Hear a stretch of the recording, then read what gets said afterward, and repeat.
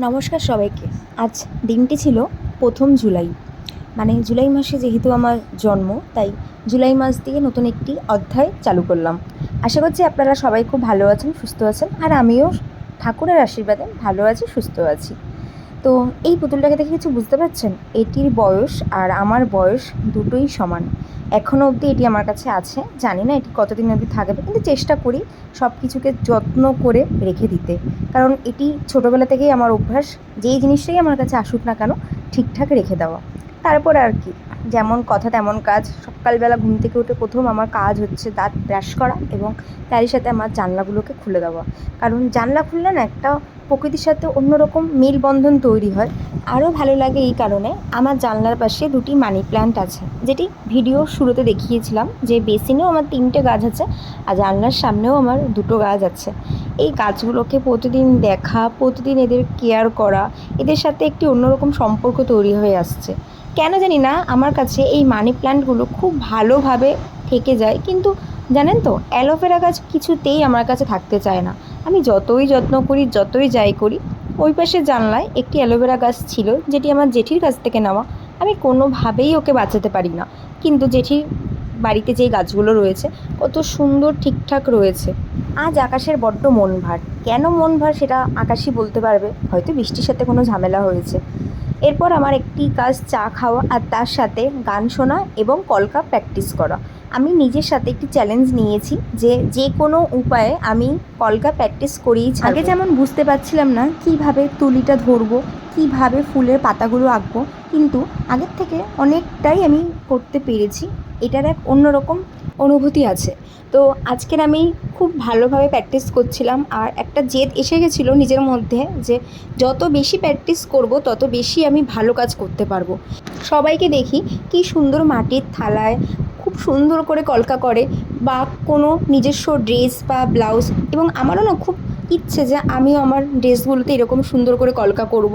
দেখা যাক সেই ইচ্ছেটা আমি কবে পূরণ করতে পারি। আজকের এতটা প্র্যাকটিস করেছি কারণ এগুলোকে আমি খুব সুন্দর করে তুলি ধরে ধরে প্র্যাকটিস করার চেষ্টা করছিলাম, আর তার সাথে ফেসবুকের ভিডিওগুলো দেখেও একটু শেখার চেষ্টা করছি।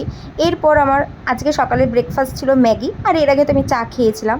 তারপর বেশি কথা না বাড়িয়ে কলকা প্র্যাকটিস করার পর লেগে পড়লাম আমার নতুন একটি কাজে।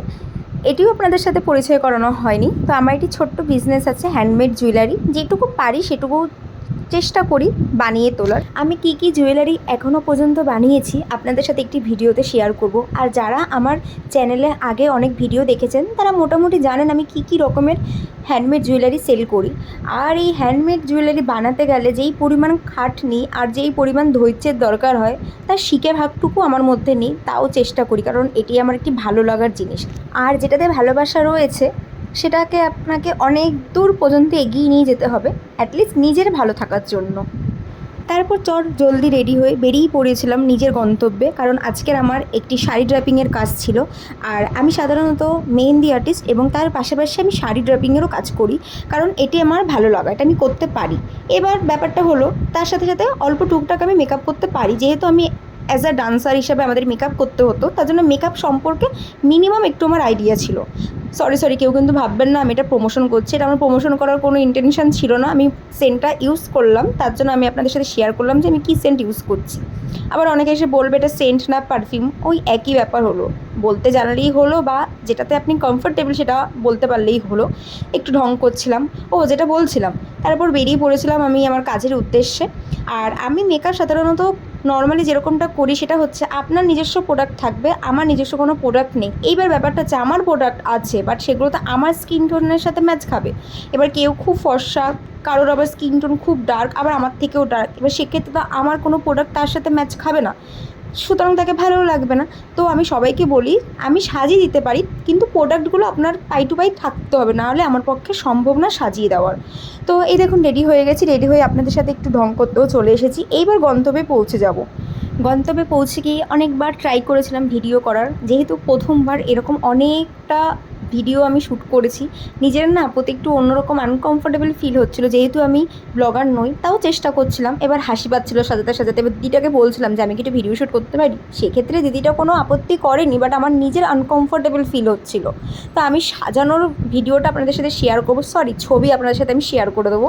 আর বাড়িতে এসে এত জোরে আমার খিদে পেয়েছিল, কিছু না পেয়ে হাতের সামনে ডিম আর মুড়ি দিয়ে ভেজে খেয়ে নিয়েছি, যেটা আমার সবথেকে বেশি ফেভারিট খাবার। আমি ঘরে কিছু না পেলে এটা আমি করে খেয়ে নিই। দেখুন তো চুড়িগুলো কেমন লাগছে, কমেন্টে কিন্তু জানাতে ভুলবেন না চুড়িগুলো দেখতে কেমন হয়েছে। আর আজকের ভিডিওটা এত পর্যন্ত, আবার দেখা হচ্ছে কালকে নতুন একটি কোনো ভিডিওতে। ভালো থাকবেন সবাই।